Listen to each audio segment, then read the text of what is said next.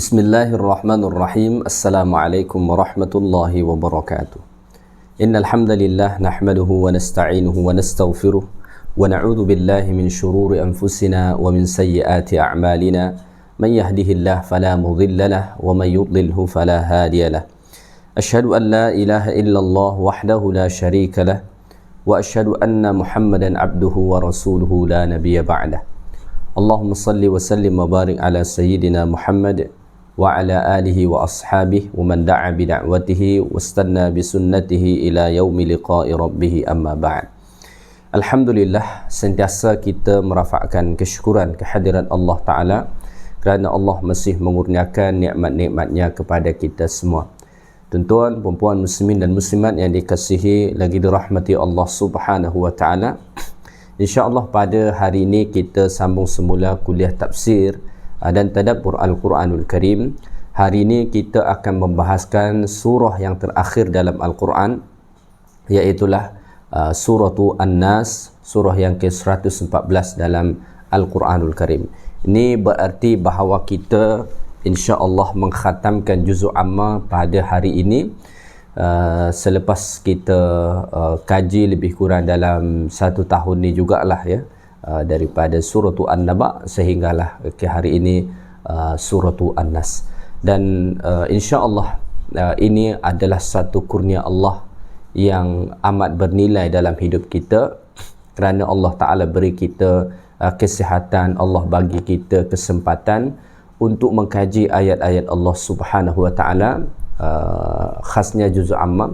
Dan insya-Allah hari ini kita akan khatamkan juz amma ni, juz yang ke-30 ni ya. Ramai dalam kalangan masyarakat kita, umat Islam, yang belum Allah Ta'ala kurniakan kepada mereka kesempatan untuk mendengarkan makna-makna kalam Allah sampai satu juzuk. So ketika mana Allah Ta'ala pilih kita termasuk daripada kalangan hamba-hamba Allah Ta'ala yang mengkaji dan mendengar dan mempelajari makna-makna kalam Allah Ta'ala, khasnya juzuk amma ni, so ini satu nikmat yang amat besarlah daripada Allah Ta'ala kepada kita semua ya. Baik, kita bahaskan surah An-Nas.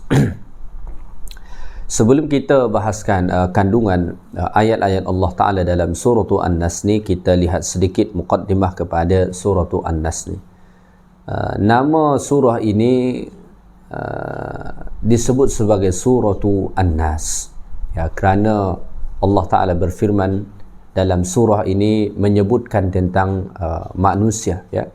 Maka Allah Ta'ala ulang-ulang perkataan An-Nas dalam surah ni ya. Kalau kita hitung maka dalam surah ni ada sebanyak 5 kali Allah Ta'ala sebut perkataan An-Nas yang berarti manusia ya. Hampir pada tiap-tiap ayat Allah Ta'ala sebut tentang An-Nas, manusia, kecuali pada ayat 4 sahaja. Qul a'udzu birabbin nas, malikin nas, ilahin nas. Ayat 4 tu tidak ada perkataan An-Nas. Ayat 5, alladhi yuwaswisu fi sudurin nas, yang ayat 6, minal jinnati wan nas. Sampai 5 kali Allah Ta'ala ulang perkataan An-Nas dalam surah ni daripada 6 ayat yang ada dalam surah ini. Selain itu, surah ini juga disebut sebagai surah Qul a'udzu birabbin nas. Sebagaimana disebut dalam hadis-hadis Nabi sallallahu alaihi wasallam, Nabi sebut sebagai surah Qul a'udzu birabbin nas ya. Selain daripada itu, ada lagi yang menyebut nama surah ini surah Al-Mu'awwidhatain bersamaan dengan surah Al-Falaq ya. Kita dah bahaskan sebelum ni. Surah An-Nas bersamaan dengan surah Al-Falaq disebut sebagai surah Al-Mu'awwidhatain, yang berarti 2 surah yang meminta perlindungan kepada Allah Subhanahu wa Ta'ala. Kerana kandungan kedua-dua surah ini, iaitulah surah An-Nas dan surah Al-Falaq yang kita telah pun bahaskan sebelum ni, kedua-dua surah ini sama-sama membicarakan tentang meminta perlindungan kepada Allah Subhanahu wa Ta'ala. So, oleh kerana itulah surah ini pun disebut sebagai surah Al-Mu'awwidhatain ya. Baik, itulah antara nama-nama kepada surah An-Nas ini.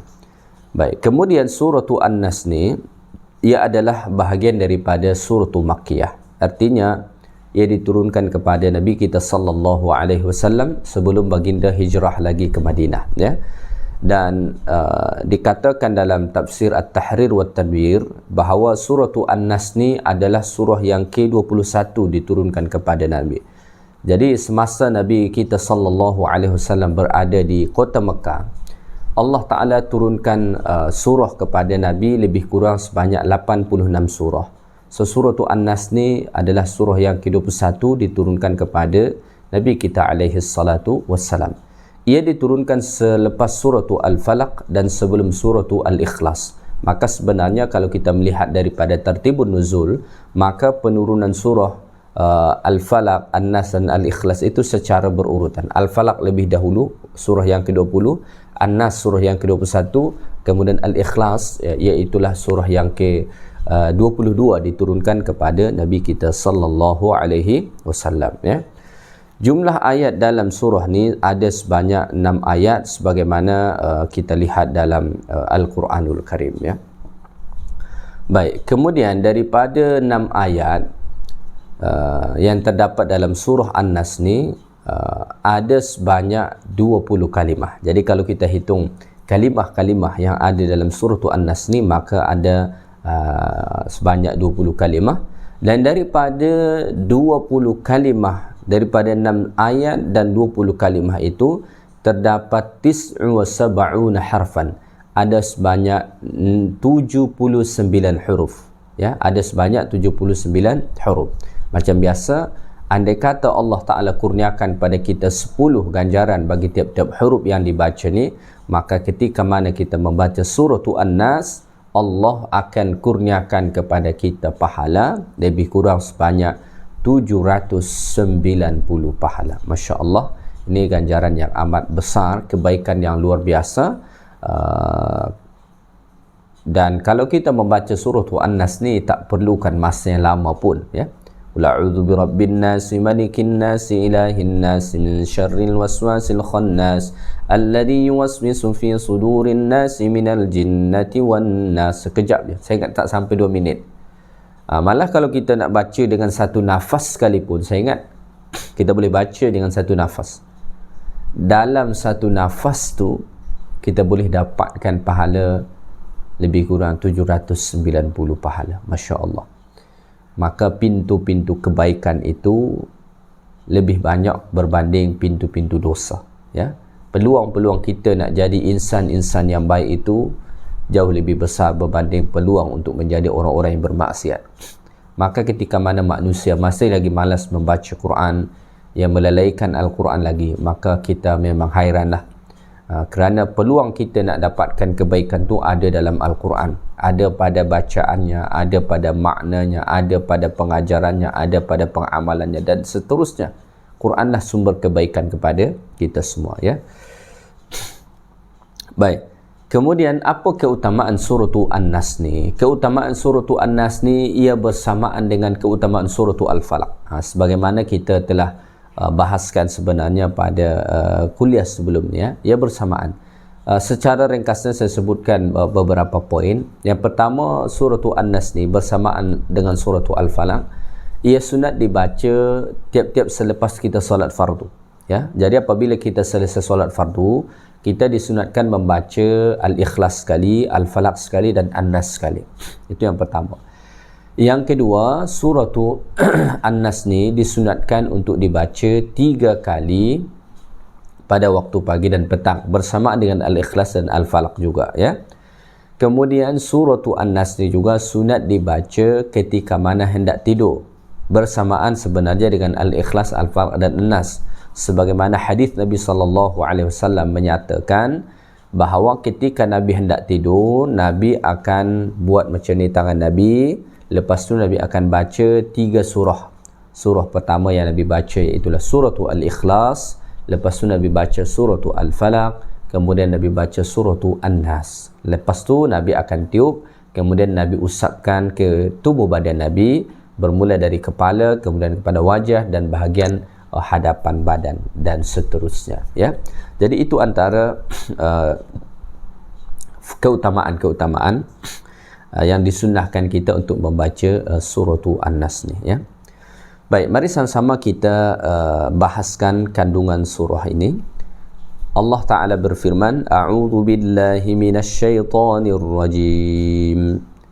Qul a'udhu birabbin nas, malikin nas, ilahin nas, min syarril waswasil khannas, alladhi yuwaswisu fi sudurin nas, minal jinnati wan nas.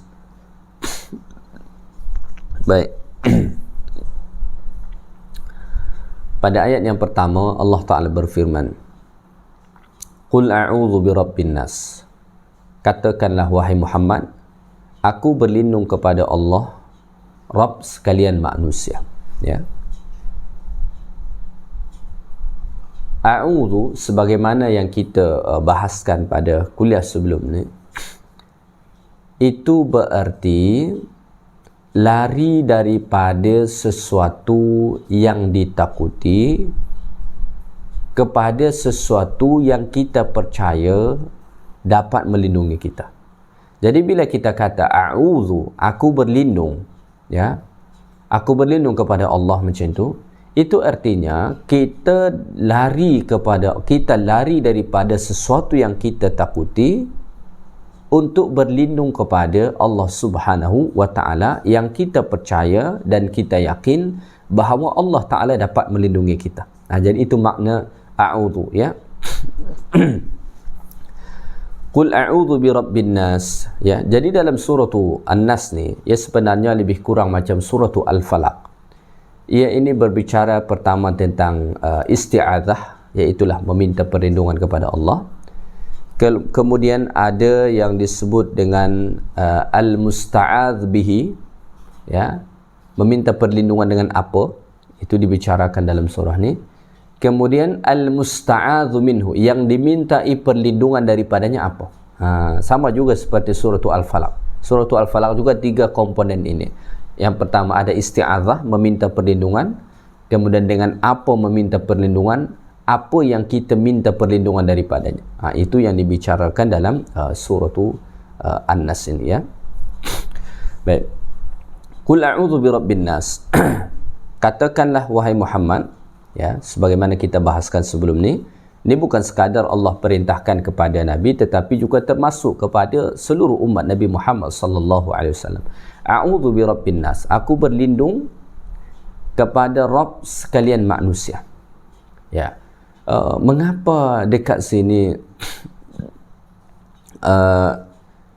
disebut dengan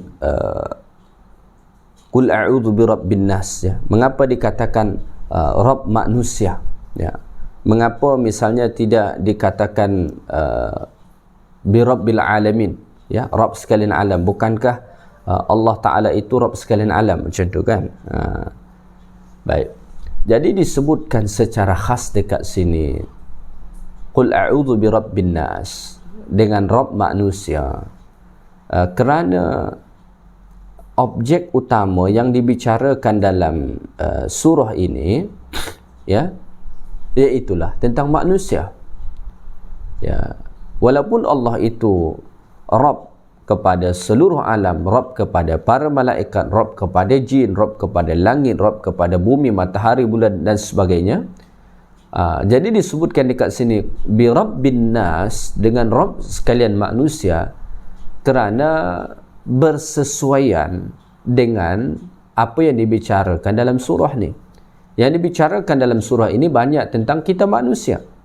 Maka oleh kerana itu dikhaskanlah penyebutan dia bi rabbin nas, dengan Rabb sekalian manusia, ya.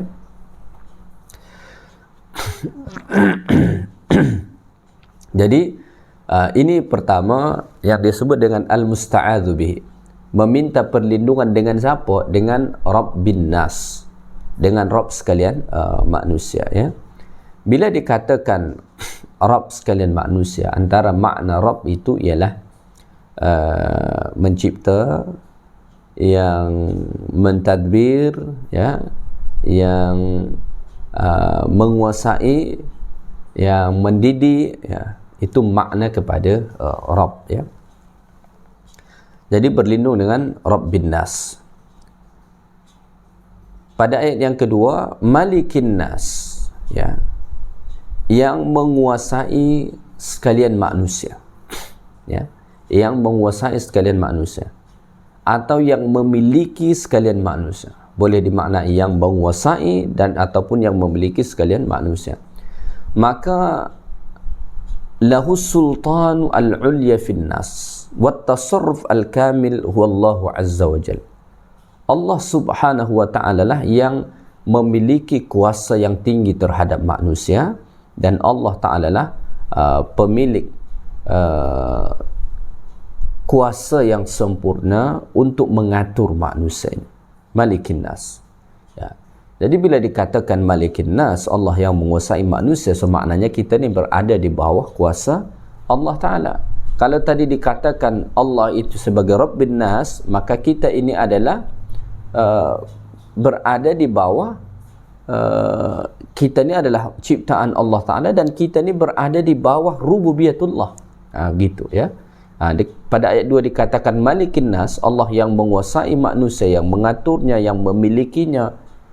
So artinya kita ini adalah milik Allah, ya, berada di bawah kuasa Allah Subhanahu wa ta'ala. Baik, ayat yang ketiga, Ilahin Nas, Tuhan sekalian manusia. Bila dikatakan ilah, itu maknanya sembahan manusia. Maka Allah Ta'ala itu ialah Rabb sembahan manusia. Maka manusia hanya boleh menyembah kepada Allah Subhanahu wa ta'ala, tak boleh menyembah kepada selain Allah. Fal ma'budu haqqan allati ta'lahul qulub wa tuhibbuhu wa tu'azzimuhu Allah, ya. Sembahan yang hak, yang dipertuhankan oleh hati kita dan dicintai dan diagungkan, ialah Allah Subhanahu wa ta'ala. Baik. Jadi kalau kita perhatikan ayat 1 sehingga ayat 3 ni, Allah Ta'ala perintahkan kita untuk berlindung kepada, meminta perlindungan kepada Allah dengan 3 sifat, ya, bagi Allah Ta'ala, ya.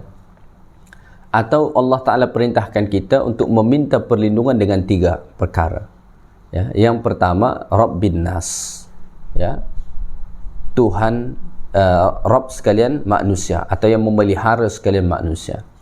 Yang kedua disebut Malikin Nas, yang menguasai manusia. Yang ketiga, Ilahin Nas, ya, Tuhan sekalian atau sembahan sekalian manusia. Ini agak berbeza dengan surah Al-Falaq, ya. Kalau dalam surah Al-Falaq, ia hanya meminta perlindungan birabbil falaq, ya. Ia hanya meminta perlindungan birabbil falaq, Rabb yang menguasai waktu subuh. Dengan itu saja, satu saja. Kalau dalam surah An-Nas ni dengan 3, Rabbin Nas, Malikin Nas, Ilahin Nas, dengan 3. Jadi apabila kita teliti betul surah Al-Falaq dan surah An-Nas ni, ya, beza dia. Dalam surah Al-Falaq, al-musta'adz bihinya, yang diminta perlindungan dengannya hanya satu, yaitu Rabbil Falaq. Manakala al-musta'adz minhu, ya, yang kita meminta perlindungan daripadanya ada 3. Yang pertama, meminta perlindungan daripada kejahatan yang berlaku pada waktu malam. Yang kedua, meminta perlindungan daripada penyihir-penyihir.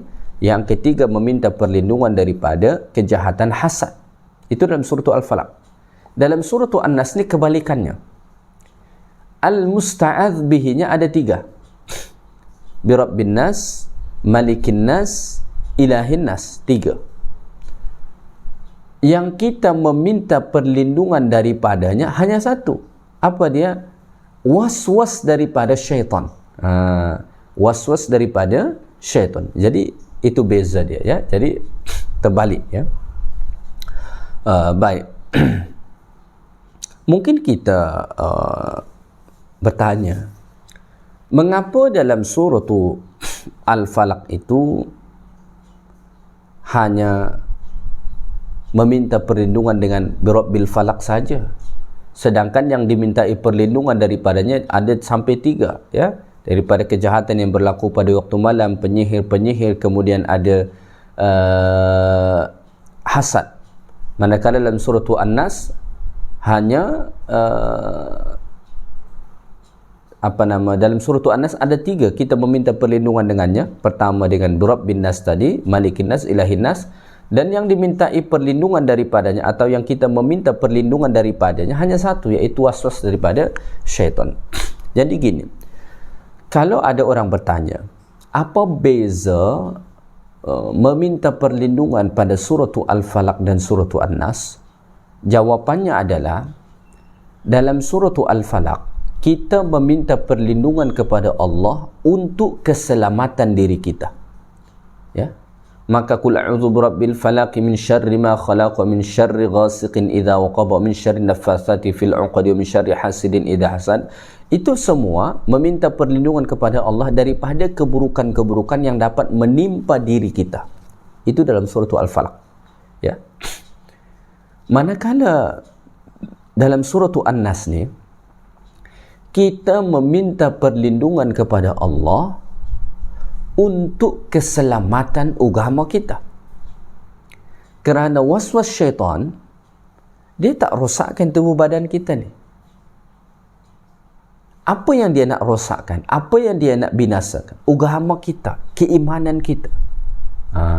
Ya. Ini juga sebagai jawapan mengapa pada surah Al-Falaq Allah Ta'ala hanya menyuruh kita meminta perlindungan dengan Rabbul Falaq, manakala dalam surah An-Nas Allah suruh kita meminta perlindungan dengan Birabbin Nas, Malikin Nas, Ilahin Nas. Jawapannya, kerana meminta perlindungan untuk keselamatan agama kita itu jauh lebih penting, itu jauh lebih kuat berbanding nak meminta perlindungan untuk keselamatan diri kita, ya. Menyelamatkan agama itu lebih penting berbanding menyelamatkan diri kita. Nilai menyelamatkan agama lebih tinggi berbanding nilai menyelamatkan diri sendiri. Sebab itulah untuk meminta perlindungan keselamatan diri kita cukup dengan satu birabbil falaq. Tetapi ketika mana untuk meminta perlindungan untuk keselamatan agama kita, mesti dengan 3. Birabbin Nas, Ilahin Nas, Birabbin Nas, Malikin Nas dan Ilahin Nas, sampai 3. Jadi itu beza saja. Jadi kalau mungkin ada orang bertanya nanti kepada kita, ya, apa beza meminta perlindungan dalam surah Al-Falaq dan surah An-Nas, maka jawapan mudah dia adalah surah Al-Falaq itu kita meminta perlindungan untuk keselamatan diri kita, manakala dalam surah An-Nas kita meminta perlindungan kepada Allah daripada untuk keselamatan agama kita. Baik, kemudian mungkin kita bertanya, mengapa dalam surah An-Nas ni didahulukan Rabbin Nas, kemudian Malikin Nas, kemudian baru Ilahin Nas? Apa rahsia di sebalik susunan ni? Rabb dahulu, baru Malik, baru Ilah, ya. Kata para ulama kita, ini susunan daripada bawah sampai ke yang paling tinggi. Macam ni, kalau digunakan perkataan Rabb, ya, itu masih perkataan Rabb itu ia masih digunakan kepada selain Allah, ya. Gini, kalau dalam bahasa Arab disebut dengan Rabbad Dar, ya, atau Rabbal Bait, itu artinya apa? Pemilik rumah, ya, pemilik rumah. Begitu juga perkataan Malik. Malik juga masih digunakan kepada manusia, walaupun tidak bagi setiap manusia. Kalau Rabb itu tadi boleh berlaku kepada ramai manusia. Kalau Malik masih digunakan kepada manusia tetapi tidak semua manusia. Mengapa? Raja itu dalam bahasa Arab disebut dengan Malik, ya. Jadi perkataan Malik masih digunakan kepada manusia walaupun tidak semua manusia. Kita bukan raja, kita tak boleh dikatakan kita sebagai Malik. Tetapi raja-raja seperti misalnya Raja Saudi Arabia itu disebut dengan Malik Salman, ya, dan lain-lain sebagainya, masih digunakan kepada manusia. Yang ketiga, ilah ini hanya digunakan kepada Allah Ta'ala, tak digunakan kepada mana-mana makhluk. Maka susunan yang pertama Rabb, kemudian yang kedua Malik, yang ketiga ilah, ini susunan daripada bawah ke atas, tertib dia. Kalau Rabb masih boleh digunakan kepada manusia, banyak manusia. Malik masih boleh digunakan kepada manusia walaupun tidak semua manusia.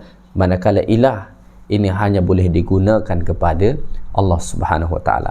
Maka itulah rahsia, kata para ulama, mengapa susunannya pertama qul a'udzu birabbin nas, kemudian malikin nas, kemudian yang ketiga ilahin nas. Itulah rahsianya disebut para ulama kita, ya. Baik, kita teruskan ayat 4. Pada ayat 4 Allah Ta'ala menyatakan min syarril waswasil khannas, dari kejahatan pembisik penghasut yang timbul tenggelam, ya. Kita meminta perlindungan daripada apa? Itu Allah Ta'ala sebut pada ayat 4 ni, min syarril waswas al khannas, ya.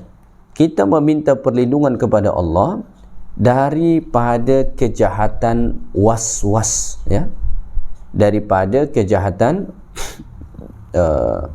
waswas. Apa itu waswas, ya? Kalau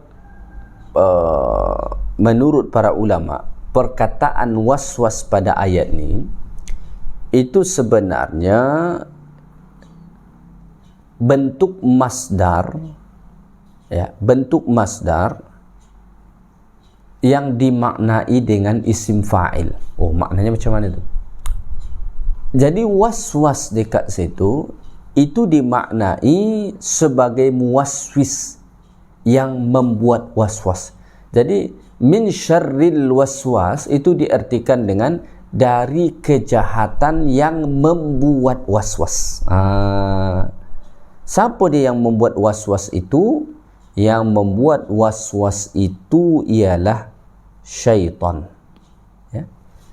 Yang membuat waswas itu ialah syaitan. Jadi kita berlindung daripada syaitan, yang mana kerja syaitan ini membuat waswas kepada manusia, ya.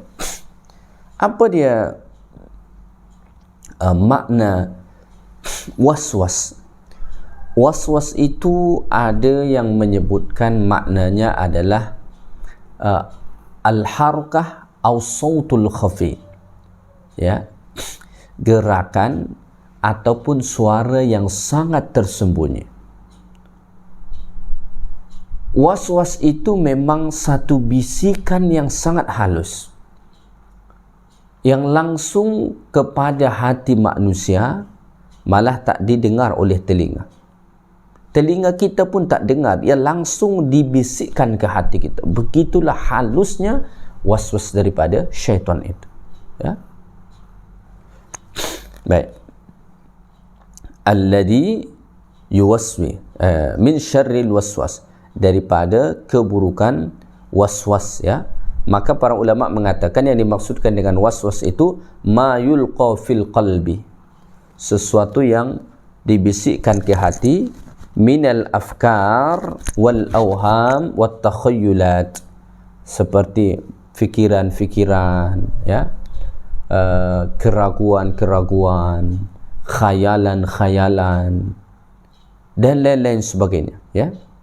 Itulah yang disebut dengan waswas yang dibuat oleh syaitan kepada hati manusia, yang bertujuan untuk merosakkan manusia, ya. Al-Khannas, disifati Al-Khannas. Al-Khannas diartikan dengan yang timbul tenggelam. Dalam Quran Allah Ta'ala ada bersumpah dengan fala uqsimu bil khunnas. Allah bersumpah dengan Al-Khunnas. Al-Khunnas sama dengan akar kata dia dengan khannas. Al-Khunnas itu bermakna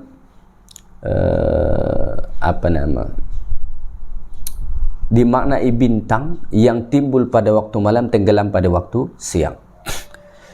So dekat sini Allah menyatakan bahawa syaitan yang membuat waswas itu al-khannas. Ia tenggelam timbul. Ya, memang begitu. Syaitan itu ia akan datang memberi waswas kepada kita, dan ada kalanya dia pergi menjauh. Bila dia pergi menjauh, ketika mana kita menyebut nama Allah, ketika kita berzikir, syaitan tu pergi menjauh. Dia tak berani. Ya. Jadi ketika kita lupa berzikir kepada Allah, syaitan tu timbul. Ketika kita ingat Allah, syaitan tak akan timbul. Jadi kalau kita nak selamat hati kita ni, diri kita ni daripada waswas syaitan, bisikan-bisikan buruk syaitan, so kita kena sentiasa berzikir kepada Allah. Maka misalnya Nabi SAW sebut dalam hadis, "Idza adzana al-muadzin," apabila ada orang azan, "insarafa syaitan wa haraba wa lahu duratun." Kalau ada orang syaitan, kalau ada orang azan, syaitan tu dia pergi lari. Dia takut.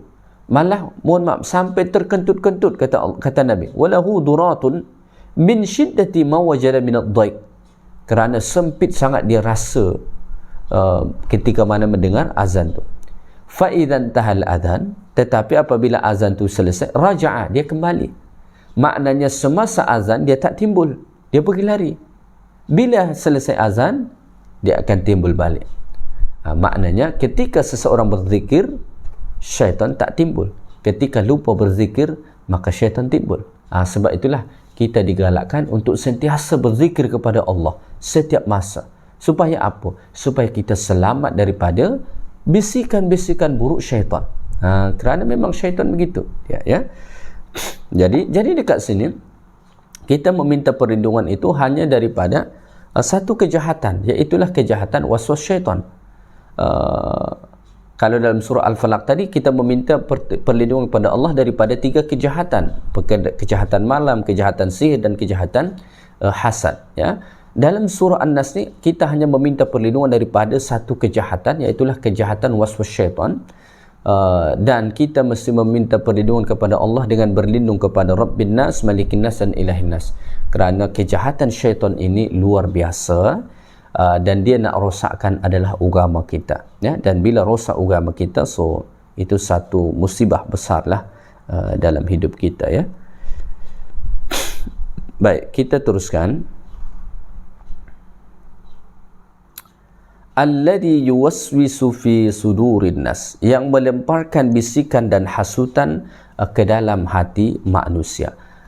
Kerja daripada syaitan ini, dia membuat was-was, ya, ataupun bisikan-bisikan ke dalam hati manusia, sehingga akan rosak manusia itu, mulai daripada akidahnya, sehingga akan amalannya, dan lain-lain sebagainya, ya.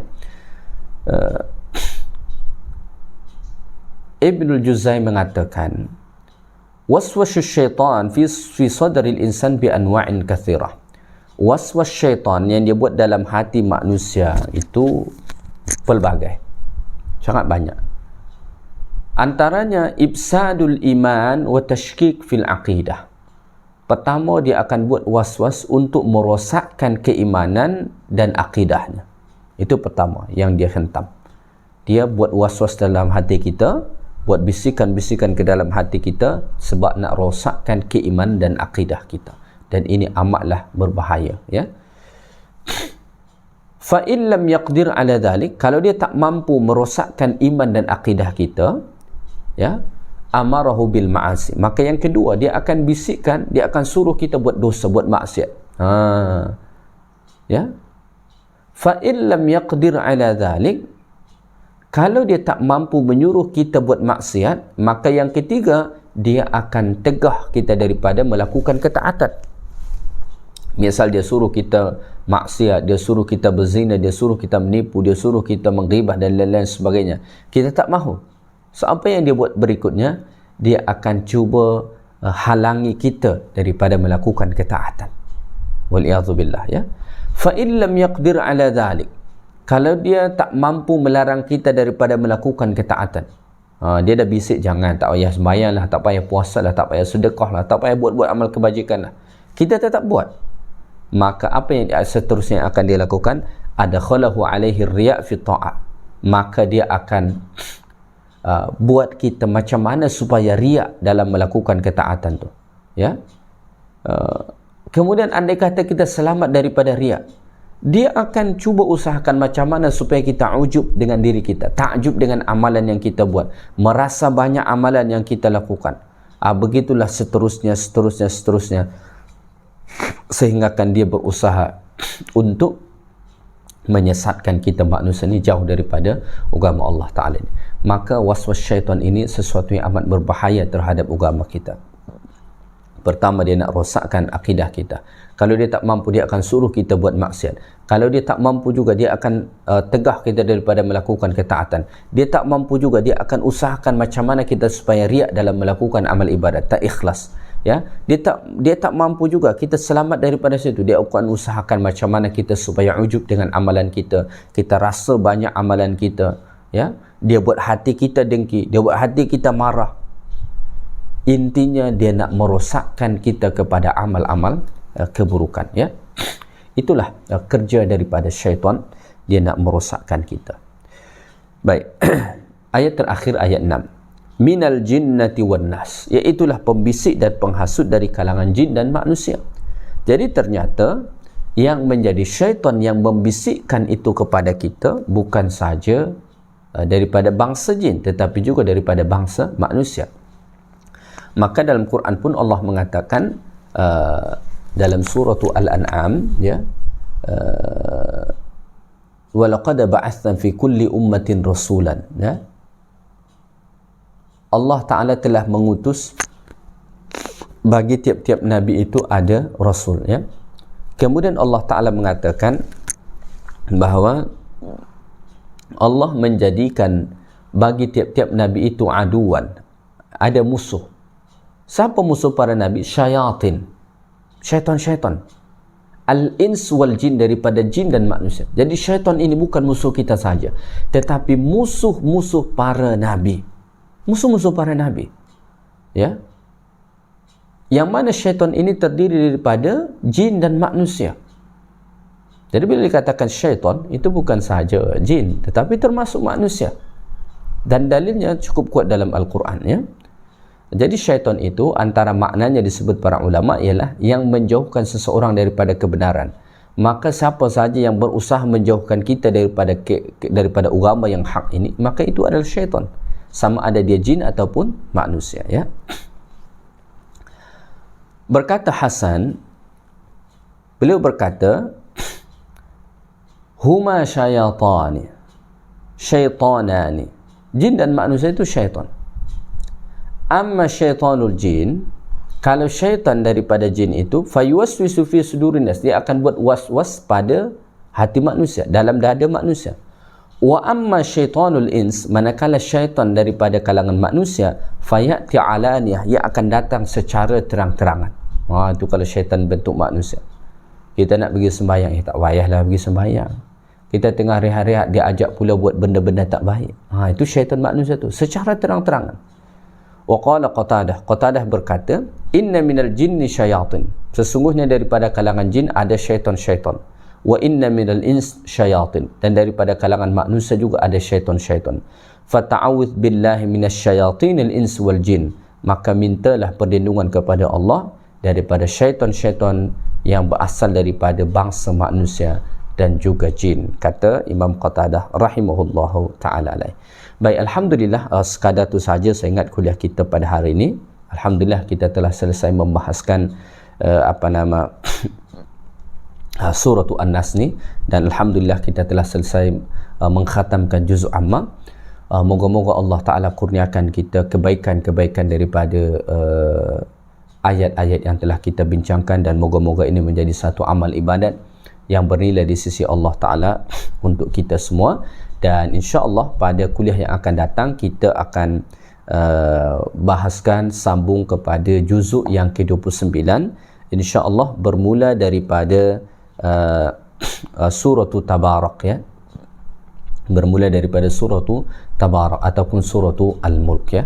Moga-moga Allah Ta'ala sentiasa kurniakan kesihatan dan kesempatan serta ilmu yang berkat kepada kita semua, sehingga akan Allah tambahkan ilmu kita dan Allah kurniakan kita kemampuan untuk mengamalkan apa-apa yang telah kita pelajari. Yang baik daripada Allah Ta'ala, segala yang kurang daripada saya. Subhanakallahumma bihamdik, asyhadu an la ilaha illa anta astaghfiruka wa atubu ilaik. Wa sallallahu wasallam ala nabiyyina Muhammad walhamdulillahi rabbil alamin. Assalamualaikum warahmatullahi wabarakatuh.